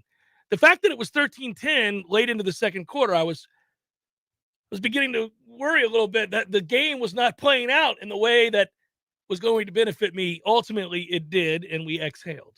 Well, but that's the thing. Sometimes the first quarter can be a sucker bet if you want to, make a live wager, because think about the way Clemson steamrolled Wake. At 14-0, just right out the gates. I mean, but it was comprehensive. Both sides of the ball. And then you thought there was at least I thought there was a back-breaking play early. It's 3rd and 22, and Clemson completes a pass wide open over the middle for like 40 yards. I'm thinking, oh, God. All right, well, DJ's making throws, and he actually made quite a few really good throws in that game. He's played better this year so far. But how is this going to end? How's this going to end in anything other than a blowout for Clemson? And then Wake Forest made a little adjustment on defense, confused Clemson. They decided not to play soft anymore and get up to the line of scrimmage and play man-to-man, and that bought them the time to be up 28-10, to be up 35-28, and set the pace on this thing. It's just that Clausen turtle at the end. You got a chance to go win that football game, and you don't in two different ways. A 4th and 5, and then using your timeouts. You don't do either. The timeouts were the more egregious. Yeah, that one bothered me more. By the way, I should mention, I mentioned Anthony Richardson earlier in the show just because he did go nuts. But, man, Hendon Hooker was unreal, and that is a guy that will never have to buy a drink in Knoxville again because they always lose to Florida. They'd lost 16 of the last 17 times they'd played Florida, but they win because of him, certainly not their defense. My man had 349 yards passing, completed over 70% of his passes, and ran for 112 yards and a touchdown on the ground as well. That is putting it on the table, Tom. That is, my goodness gracious. One man is out here as a wrecking crew. That guy went berserk. Didn't you have a wager with somebody here locally about Tennessee's final record and Florida State's final record? Who will have the better? It's like a friendly beer wager, I think. Did I? Yeah, you did. I know the answer to the question, but I just figured I'd tee it up. Oh, you're talking about fish. Yes, okay, but yeah. I mean, now this is a really interesting bet. Yeah. These teams just keep on winning. Well, if you're Tennessee, every year you have to play Alabama. Obviously, you get past to Florida, but you have a Georgia game that you still have to play. So there's plenty of losses still out there for Tennessee, my friend. They got a road game against LSU that will become very important. That's fun. Mm-hmm. I'd watch that game. Well, that'd be a good game. And you saw today's kickoff for NC State has been announced. Florida State, NC State. It's 7:30 or 8 o'clock. It's going to be another late night, folks, in 2 weeks. Yeah, the Wolfpack are in the top 10 now. Very quietly, by the way, Oklahoma State is also in the top 10, which roll your eyes. But they do play at Baylor this week. Should note that Southern Cal got that win, and on the surface, you'd say 17-14 is nothing to celebrate in Corvallis, but I disagree. I think it's a good win for Southern Cal. Their defense hasn't been good this year. That is a veteran offensive line for Oregon State. I thought Oregon State would cover. They did, but getting a win there that's a big deal. So I'm not going to knock the 17-14 win over Oregon State. Oregon, meanwhile, came back in furious fashion, Tom. That was an amazing ending to that football game. They ended it with a pick six, basically, and Washington State was stunned. Penn State cruised easily as we go through. The reason I'm doing this, folks, is we're now part of the top 25. We now are part of this elite group. And if you handle business, and by that I define 2 wins the next 3 games, you are now in the conversation for ACC Atlantic title, an ACC championship, top 10 in the country. I mean, you're talking about a lot of these teams, not named Georgia or Alabama, who got right against Vandy this week. Yes, they did. And you're saying, what's really different? Potentially speaking, if we are healthy, if we have Fabian Lovett and Jared Verse, and Amarian Cooper is at 100%, and the offensive line gets back to a better healthy situation with Robert Scott in the next month. I mean, now we're in the conversation of why not number 10 in the country? Why not number 9 in the country? So, I don't know. Have you ever seen what happened in that Arkansas-Texas A&M game happen? I know it has happened because I saw somebody post another highlight, but I don't remember ever watching. If you missed it, Cam Little's field goal attempt that would have won the game for Arkansas, well, would have given him the lead with a minute to play. Of course, he misses it. It hit the top of the right upright, not like straight on, like it came down on top of the post. Oh, really? I don't think I've ever seen that. No, the arc of the kick has to be so strange. It came down on top of the post and didn't go in. So they got, I mean, that's a tough way to lose, but like you should. Well, if Jimbo had his goalpost lasers, it would have been good. All you got to do is hit the laser. Count it. Rock those. Florida State, obviously. I'll bet he said that walking off the field. I'm so glad we don't have goalpost lasers. We lost that game. That would have been funny. Turns to his guys. These lasers should have been put in place years ago. I thought people make computers. Florida State, Minnesota, Oklahoma, Wake, BYU, Kansas should be in there. And now I don't know what to say about Kansas State. That's a crazy win, 41-34 over Oklahoma. You lose to Tulane, and Adrian Martinez sucks like he always does, and then turns around and goes berserk. They had 511 total yards, 277 yards on the ground. A lot of that was him running around. He had 382 of the 511. Can't wait to see the kind of player Adrian Martinez becomes at Kansas State 5 years from now. He has an exemption, right? He's allowed to play college football for life. How many years are you going to play college football until I get it right? All right, Adrian. There's evidence you're coming around after 16 years at quarterback.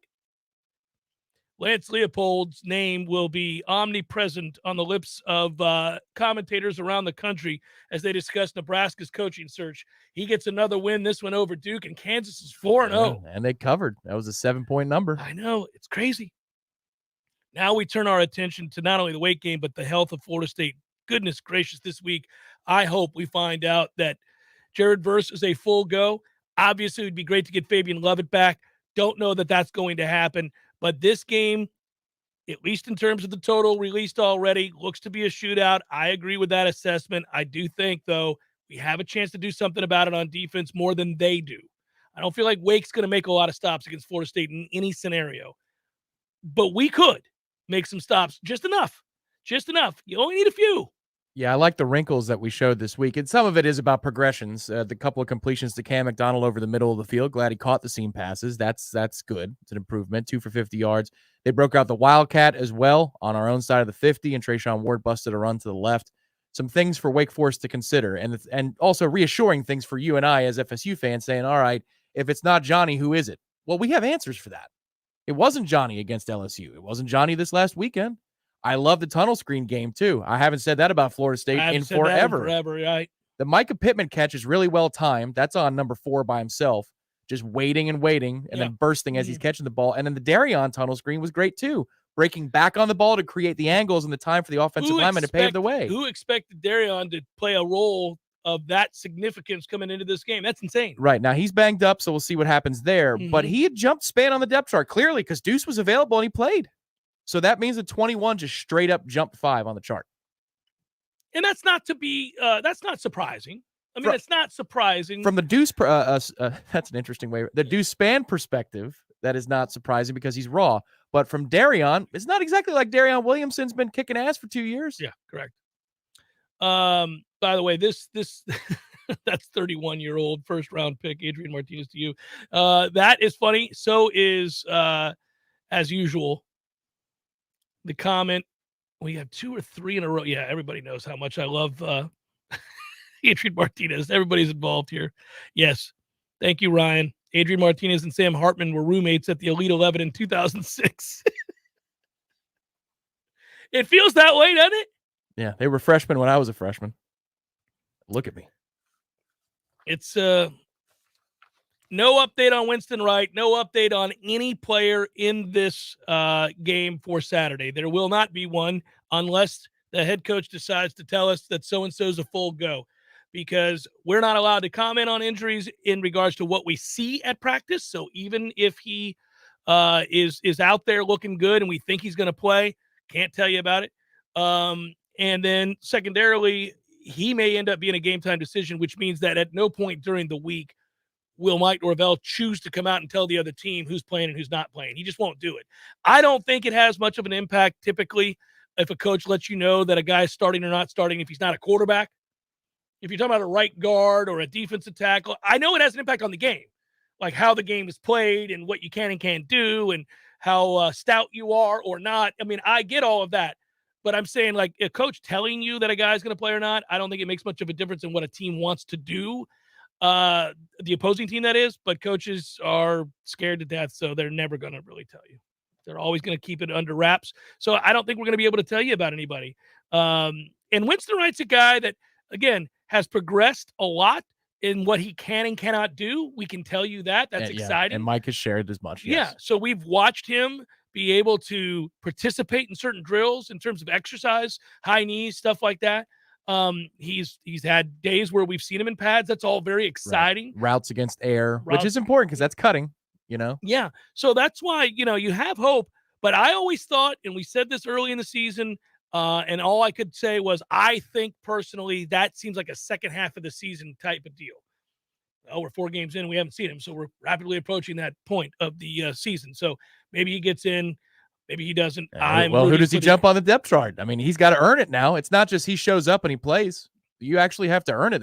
Pokey Wilson, for example, has been a really good player for us. You're going to take his reps? You're not taking Johnny's reps. You taking Micah Pittman's reps? How often are we going to have 4 wide on the field? I mean, he's still got to go earn it now. That's a great place to be for us. Yeah, I want him to have the opportunity at a full speed to be able to go out there and compete, because that's a kid with a gazillion catches in college football. He's played a ton of college football at a high level. So you would think if he's comfortable and knows the offense that he would certainly earn a spot out there at some point. I'm not saying he doesn't stand a chance. All I'm saying is we could have painted a scenario a month ago where we were desperate for Winston Wright. Please, the moment you're healthy, help. Right now, we're saying we're good. If you need another week, we'll be okay. We'll be okay. Some of you have asked as you come into the show today, wondering about updates regarding the hurricane. I did address this early in the show. Not much right now in the way of an update, other than to say that Michael Alford did release a statement earlier today. I think we do have an update about Florida State University. Is that confirmed about the cancellation of classes? I don't have an update on Florida State University, but I do for Leon County schools, for the local citizens. Canceled. That school is in session tomorrow and until further notice. So they are not prepared to make a statement that they're going to close down. Well, good, because there's no reason to close schools tomorrow. None. But anyhow, I'm glad to hear that. My kids need to take their ass to school. But second, I mean, they do. I think a lot of parents at work and in my car right now, like, yeah, that's a good call. Well, right. I mean, honestly, the storm's not going to be anywhere near us tomorrow. So let's take their ass to school. Let's go. But I was hearing that Florida State might cancel classes Tuesday through Friday, but that was just a rumor. See if we can get confirmation that that's happening or not. We'll update you anytime anything is confirmed. Oh, well, maybe we got something. Yeah, we do. Ira is listening. Thank you, Ira. He'll be joining us at the bottom of the hour, but classes are canceled Tuesday through Friday on the FSU campus. So no classes the rest of the week. Well, kids traveling home or whatever they got to do. I guess that's what they're thinking. I suppose. Okay. So, thank you, Ira. And then the update again for those just joining us, there was this this talking point. Michael Alford said nothing's changed right now in terms of the 3:30 kickoff time for the football game with Wake Forest on Saturday. We're closely monitoring the projections regarding the hurricane, and we'll be in constant contact with both local and state officials, as well as the administration at Wake Forest and the Atlantic Coast Conference. As always, the safety of the student athletes, game staff, and fans will be our top priority. So as we get updated, you'll get updated. Obviously, we'll stay on top of this. Ira Shafel, Warchant.com, set to join us. He'll do so next. It's Jeff Cameron Show 93.3, Real Talk Radio, Warchant TV. Hey, this is Greg Tish. Here's something you might know about me. I don't drink coffee. I have never had a cup of coffee in my life. Well, that is until now. So why change now? Well, it's because my dear friend at Grassroots Coffee reached out to me after hearing me say that and insisted that I give his product a try. I've been making a huge mistake. The world of coffee is fascinating. I always thought Coffee is coffee, you know? No, it's not. I have tried their coffee, and it is fantastic. Now, I've got a fascination with learning more about the best coffee in our area. Grassroots Coffee is locally roasted, locally owned, and locally loved. You can find whole bean Grassroots Coffee on the local aisle at Publix, also in Whole Foods, but the best way to get this black gold is to order it online. They literally grind the fresh roasted beans to your preferred level, bag it, write the date on it by hand so you know the exact day your coffee was roasted. It doesn't get any more fresh than that. Order yours now. Just go to grassrootscoffee.com and choose the coffee you want and how you want it, and join me. Let's step up our coffee game together and also support a great local business.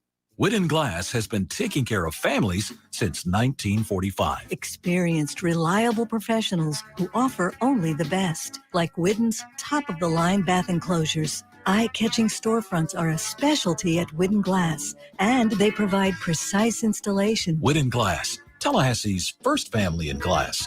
Online at woodenglass.com. Call 850-222-5781.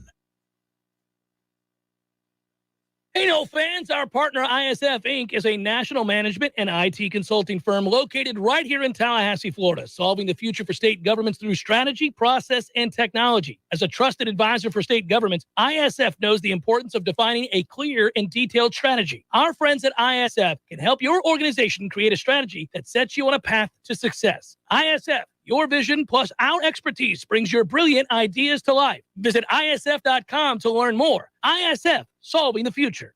Tallahassee's 30-year-old funny paper and American Legion Post 13 have joined forces to become Major Morale. The new magazine has 4 more pages of post activities and military information that you probably never knew. But don't worry, it's still as politically correct and newsworthy as always. Okay, it's the same funny stuff, but it's still only available at the sponsors' locations like Krispy Kreme, ABC Flooring, Keith Lawson Services, or Tallahassee Automobile and Collectibles Museum. See over 160 vehicles dating from 1894 to 2016 that include the first car ever built in America, 3 Batmobiles, trucks, and motorcycles. Other artifacts include the finest Steinway piano collection in the world, metal cars, antique boats and motors, sports memorabilia, case knives, and much more. Find them all at Mayhan and I-10 or online at TACM.com. The weather is unpredictable and can cause issues around your home. Weston Trawick provides commercial, residential, and industrial electrical wiring services, yearly inspections on fire alarms, portable generator sales, and so much more. With 24/7 emergency service and repair, Weston Trawick will be your calm in the storm. Give them a call at 514-0003. Weston Trawick, professional electrical services day or night. Visit online at westontrawick.com. We all want more energy, more strength, more results. Well, welcome to Orangetheory Fitness as you take a step towards feeling more alive today. Backed by science, Orangetheory's heart rate monitored workout is scientifically designed to keep heart rates in a target zone, spiking metabolism and increasing energy. Orangetheory Fitness is a one-of-a-kind group personal training workout resulting in more energy, visible toning, and extra calorie burn for up to 36 hours. Experience a more vibrant life today with Orangetheory Fitness. To find out more, go to orangetheoryfitness.com. The Cameron Show brought to you by Orangetheory Fitness. 2 Tallahassee locations, Midtown on Thomasville Road and Northside in the Village Common Shopping Center. Online at orangetheoryfitness.com.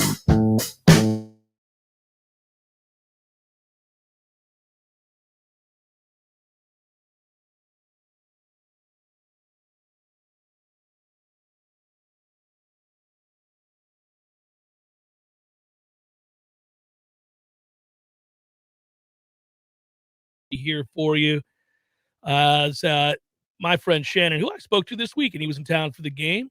Shannon, no doubt, excited like all Noles are after a 4-0 start. Shannon's with Legendary Home Loans, and he wants to reward those who make a difference in their hometowns. And he'll save you a bunch of money, by the way, right off the bat. It's time to buy a new home. Waive all lender fees for all hometown heroes, $1,600 value right out the box. And also save you some more money if you're going to use their preferred title company for the closing. So you're saving over $2,200 by going to my friend Shannon Young with Legendary Home Loans. If you want to learn more about their Hometown Heroes program, call 844-FSU-LOAN. That's 844-FSU-LOAN. Visit FSUHomeLoans.com, FSUHomeLoans.com. Every Monday, we talk to my man, Irashfel, Warchant.com, and we do so in discussing yet another victory. They're all undefeated conversations, Ira. Let's just keep this going all year long, buddy. It's like the old days again, man. I kind of miss it. I'm glad to have it back. I think what I missed and didn't realize how much I missed, Ira, were ass kickings. I forgot what it was like just to deliver ass beatings in conference play. It used to happen all the time, but it's been a minute since somebody dominated Florida State, in particular, an ACC foe like this. That was glorious. You were waiting for somebody to show Terrence Brooks to show up on the sideline with the hangman board, start doing puzzles. That was the last time I remembered a game like that. Now that game was, I think, 35-0 in the first quarter. Mm-hmm. NC State was ranked, so it was a better team than Boston College. But that's what it felt like, man. It felt like it was not a game really from the opening kickoff. So I think the thing that was most exciting for me is not that Florida State won a game against an outmanned Boston College team that has had a tough run of injury luck on the offensive line. I thought they'd win. I wasn't sure they'd look like this, but I thought Florida State would win the game. It was how intense, how focused, how I think just violent Florida State was from the opening kickoff on.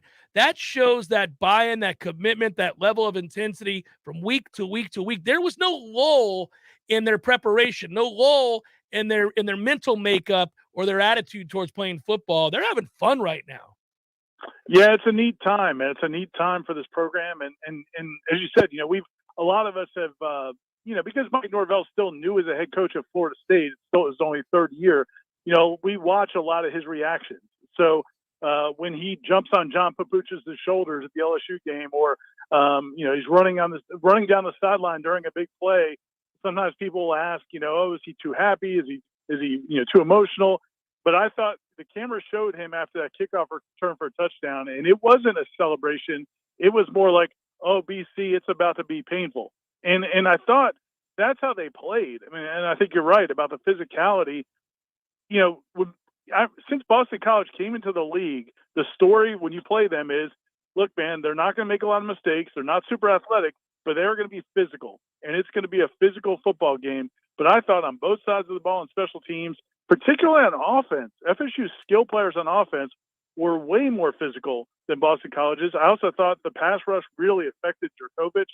He was not his normal self because of the way they were coming after him. And I just thought Florida State was the more physical team. And again, that's not usually what you expect against BC. It's interesting to watch the development of this backfield. It's a very talented backfield now.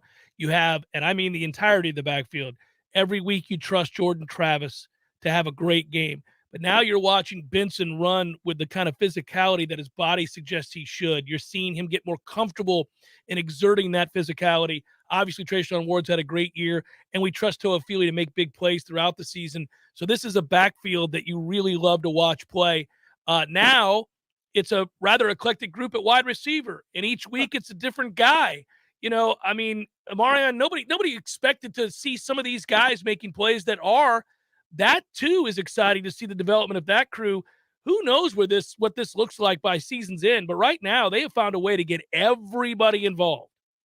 Yeah, I think you really have to go look back at, Mike Norvell's Memphis team, and that's kind of what they did there. I mean, they had elite players, a lot of times running backs that he would use as wide receivers or use as running backs and get the ball in different ways. And you're seeing that now with this team. And, Lawrence Toafili now he'll play slot receiver. He'll be in the backfield. Obviously they'll rotate a lot. And as you said, that's 4 different games now. They've had 4 different leading receivers. And we all know Johnny Wilson is the stud. I mean, he's the guy that other teams are going to have to prepare for.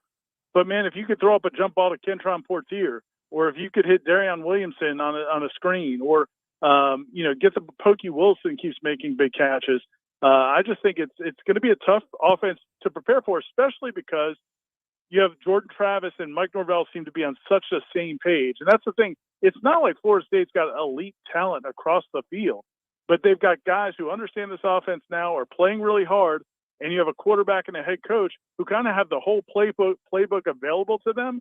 And it kind of makes it, I'm sure it makes a lot of fun for them, but it's going to make it really hard for defenses because you can't just take away this or that. They can do a lot of different things.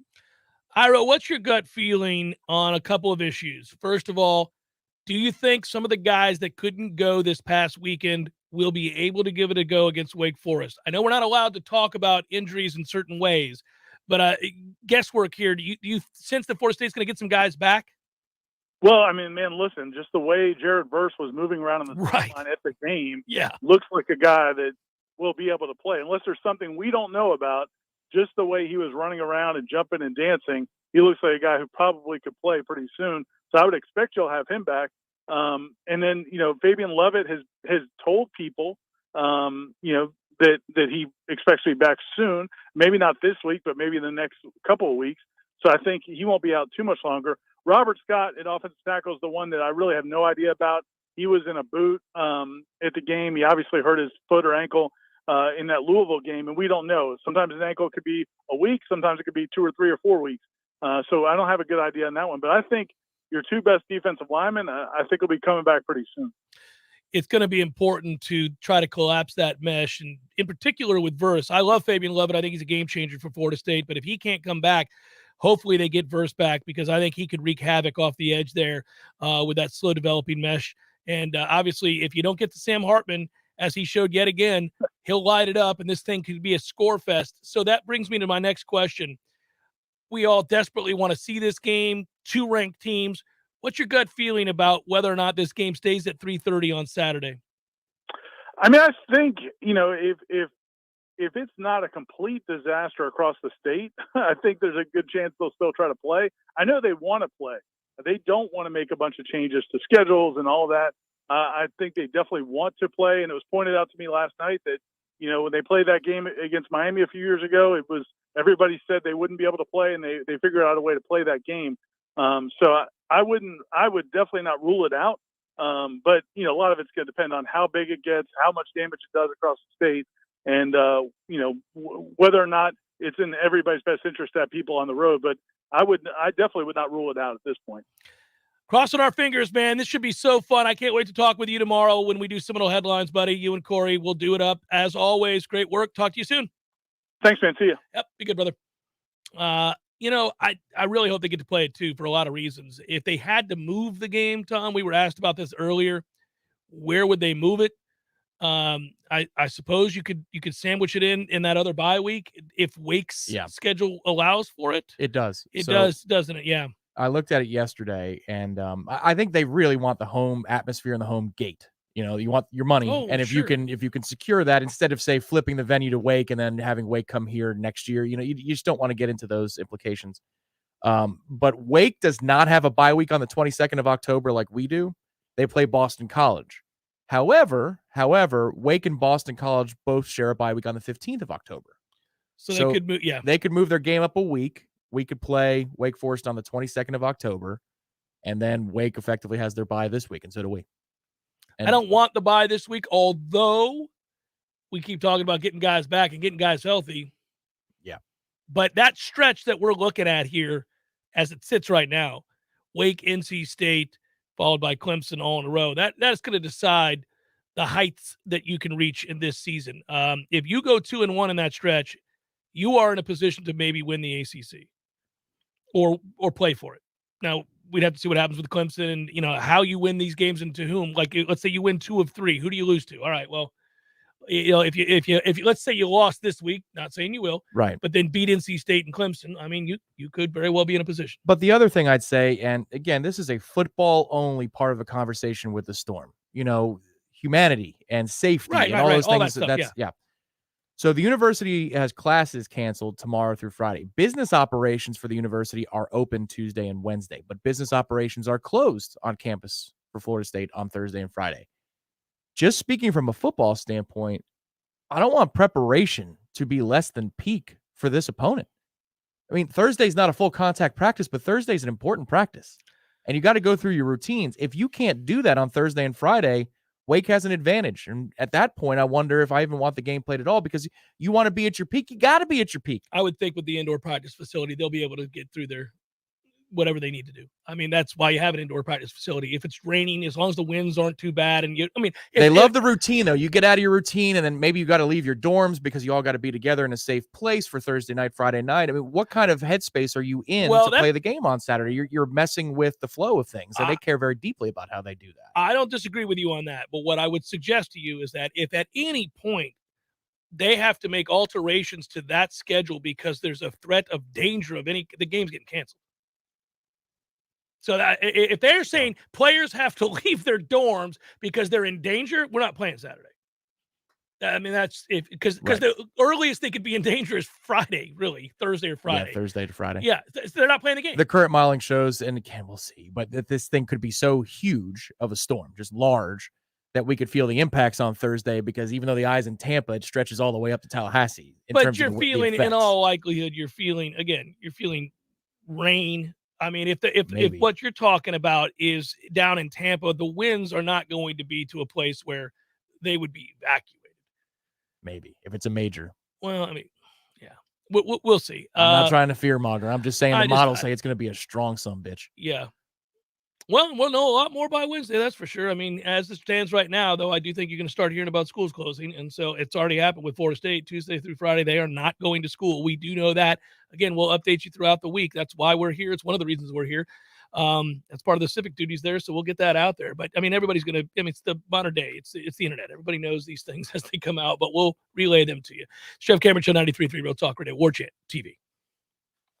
Your local news now. City of Tallahassee and the Leon County government announced Sunday morning that they will provide sandbag locations. Sandbag sites are the Mike Blankenship Skate Park and Northwood Center. Limit 25 bags per household and bring a shovel. The sandbag sites are self-service. If you're in need of sandbags, you can also get them at the following locations: Leon County's Northeast Branch Library, Appalachia Regional Park Solid Waste Management Facility, Fred George Park, and at the intersection of Oak Ridge Road and Ranchero Road. The county says they will staff the sites, and sandbag fillers are available to assist residents in quickly filling sandbags.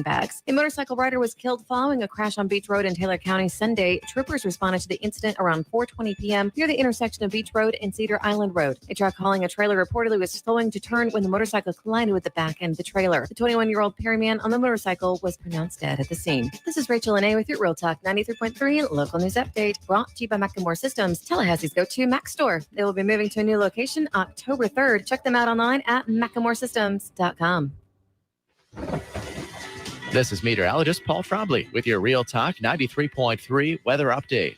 Lows level off around 68 overnight under mainly clear skies. Winds out of the west around 5 miles per hour. Slight chance for isolated storms tomorrow. Daytime highs approaching 92, a mix of clouds and sun. Slight chance for isolated thunderstorms again tomorrow night. Lows dip down to about 67, partly cloudy skies. This report is brought to you by the Lawn Johns. For all your landscaping and lawn care needs, visit thelawnjohns.com. Right now, 75. Let's be honest, we all have way too much stuff. Maybe your storage closet is full, your garage is full, or the guest bedroom is a mess. Call Southeast Portable Buildings, 580-6400, or visit them online at southeastportablebuildings.com. Your next chance to win $1,000 is coming up at 3 p.m. Don't miss your chance to shake the 93.3 money tree and see what falls out. Planted by the law offices of Basic Brooks. Come back stronger with Basic Brooks. Well. Hey, Jeff, look at this place. Yeah. Well, doing well. It's been a while since I've seen you, brother, but, it hasn't been a while since I've been over to Gordo's. I go there on the regular because of you, Eddie. Well, we keep you regular. Well, that's true, but I think of Gordo's as a place to sit down, have a cold beer, talk to your friends, enjoy the sports, eat the delicious food. But I think of you as Uncle Eddie, a man who takes care of his people and takes care of the town. I appreciate that, Jeff. Hey, and we'll keep you regular. Gordo's, bringing the flavor and flair of Cuban food to Tallahassee since 1996. Here's what you missed on the Greg Tish Show. Chattanooga, Tennessee. Pastor Tabner was alone with a female church employee. She in a towel and he in his boxers. The charismatic 41-year-old Hurley explained the two of them had been making chili and gotten food on their plates. With the hot dogs that they were making, we are hoping that the pastor used the right condiments. I think there was at least one hot dog involved. I don't know what you're talking about. We were just making chili dogs. The Greg Tish Show, Monday through Friday, 6 to 9 a.m., only on Real Talk 93.3. The Jeff Cameron Show is a production of the Warchant.com Multimedia Network. Check out Warchant.com today for the latest news inside Florida State athletics. That's Warchant.com. Now, back to Jeff on Real Talk 93.3.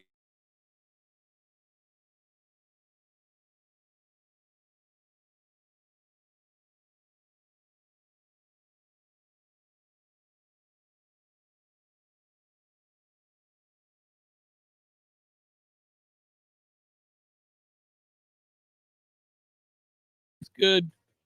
Could the wind be strong enough to blow a kick through the posts? Oh, wow. My man. I didn't see that. My man coming strong. Oh, wow. Feeling salty on a Monday.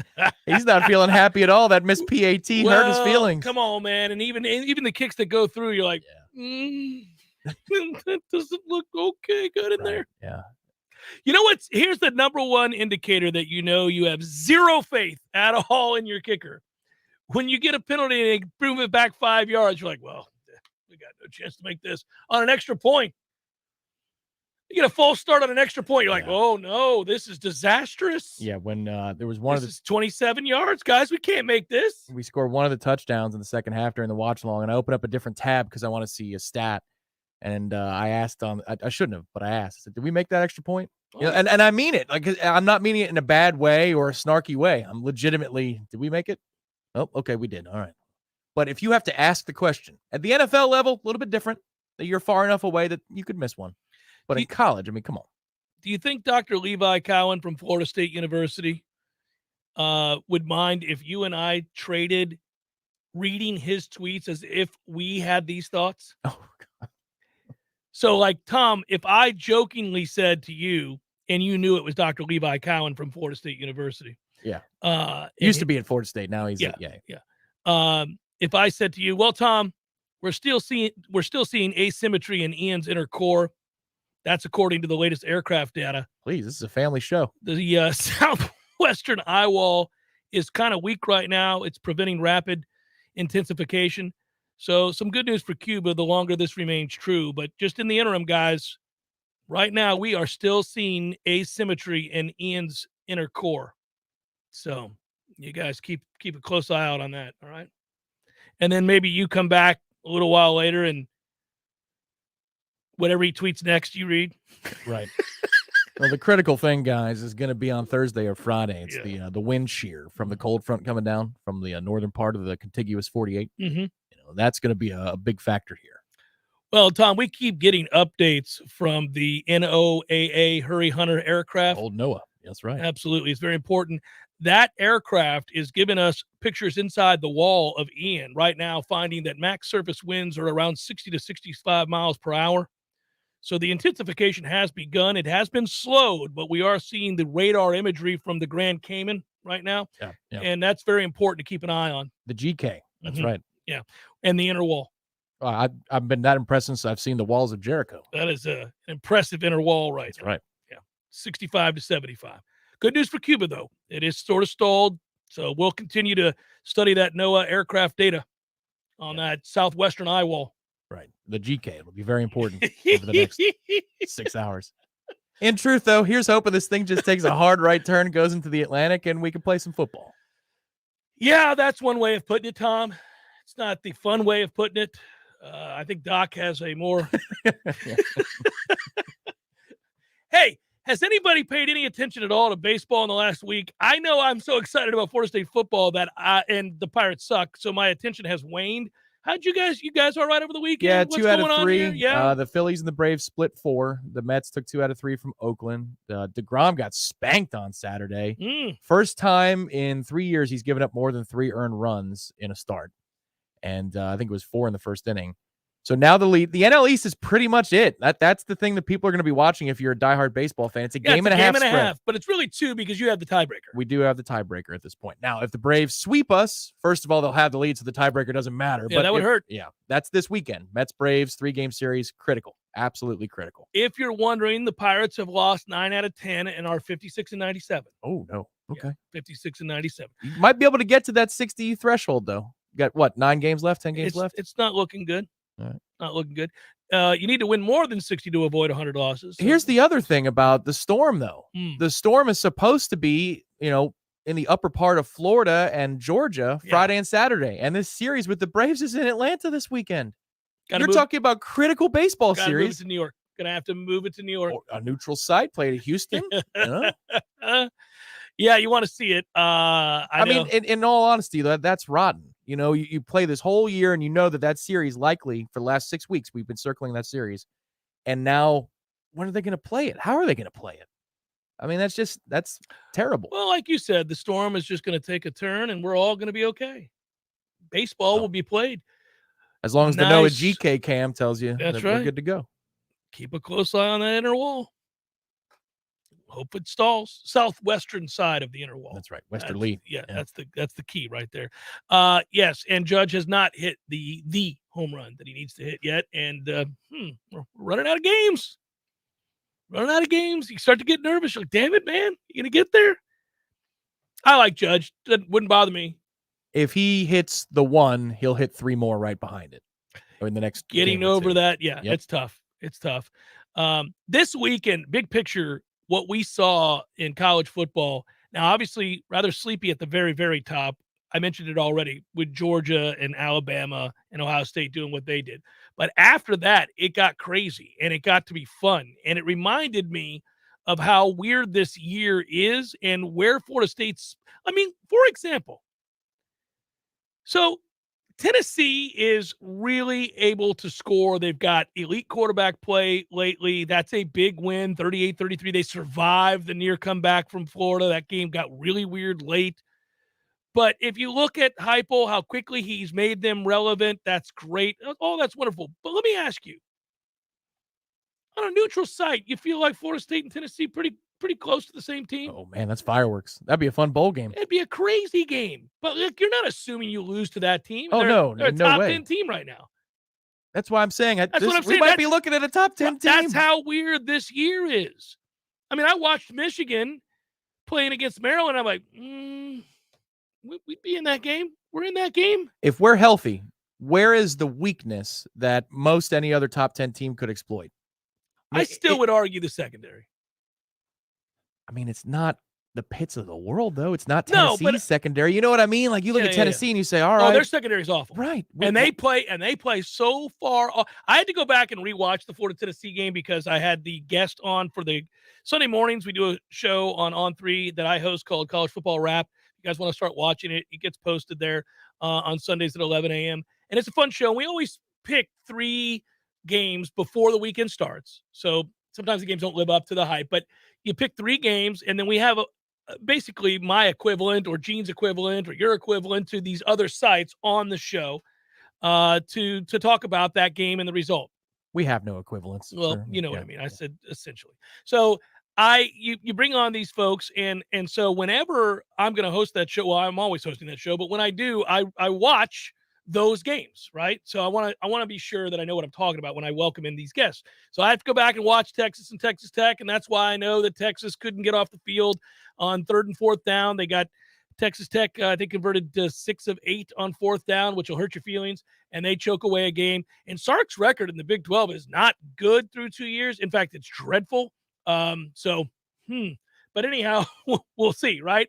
But I watched that game, and I saw how that played out. I watched Tennessee and Florida again because we were having VolQuest guy on, Austin, who does a good job, and he came on. And when I asked him about the secondary, he was, they're awful. And I'm glad he said that because when I went back and watched Florida, they play a million miles off the ball. They're scared to death of somebody beating them. Mm-hmm. If Florida State's fan base saw Florida State play that way that Tennessee did on Saturday. No, but they're not in the vicinity. No, I'm saying that we have under Fuller, year Oh, 1. yeah, year Remember one, the NC year State one. roadie? Yeah. It's like, all right, I want you at 5-yard step in the end zone. What? Yeah, that's right. Halfway through the end zone. Yeah, that's a good idea. It's crazy. I was kind of blown away by that they played that far off. I'm like, there were a couple plays where I'm like, that guy's 15 to 18 yards off the ball. What are we doing here? That's nuts. But this is how crazy football is. That Texas team nearly beat Alabama. Cue it up, baby. Let's do this thing. Oh, we got a contribution. A couple of them to catch up on. One from Marcus. Marcus, thank you so much. Great weekend. All the appropriate teams won and lost. Go all Tennessee teams. Go Birds. What's the record the next 4 weeks for FSU, fellas? Thanks times 100. Appreciate you, Marcus. Georgia Tech would be that 4th one. So that's a win. Yeah, it is. 3-1, Marcus. 3-1. Mm-hmm. Bullish. I actually like us to beat Wake. So you're picking a win over either NC State or one Clemson. Of those two. One of them's going down. Okay. I can get down. Florida man in Texas, thank you so much. A wet game could be advantageous. Highlights our run game and dampens Wake's quarterback. Okay. Yeah. Logic is sound. That's very sound. I like it. That's not so bad. Now cue it up. Now we say hello to our friends from Tallulah, who I had the good experience of hanging out with on Friday and learning all about the Delta 8, the CBD products, the juices, the floating around on salt water, all the goodness that is in store for you or me. I mean, there's a lot of things. I knew nothing about CBD. It ain't just for getting high, Tom. It's time for, That's right. how you say, with the pitching probables? In fact, I want you to know it's mostly not for that at all. We've got a floating seal now, too. Which I love. It's mostly just a therapeutic, medicinal exercise. Good stuff. I got to finally find the probables. It's funny. I tell you to pull them up, and then I wasn't ready. I've got one probable. That's Robert Cooper and Aslan will be on the bump at 7:30 tonight on Warchant TV for In the Coop with Robert Cooper. In the Coop tonight, 7:30. Damn Skippy. Reds, Pirates. Nobody watches that game. Chase Anderson. Roansy Contreras goes for the Pirates. Braves, Nats. Big game. Bryce Elder. Corey Abbott. Yankees, Blue Jays. TBD. Orioles, Red Sox, Jordan Lyles, Connor Siebold, and that is a look at those that shall reside on the bump.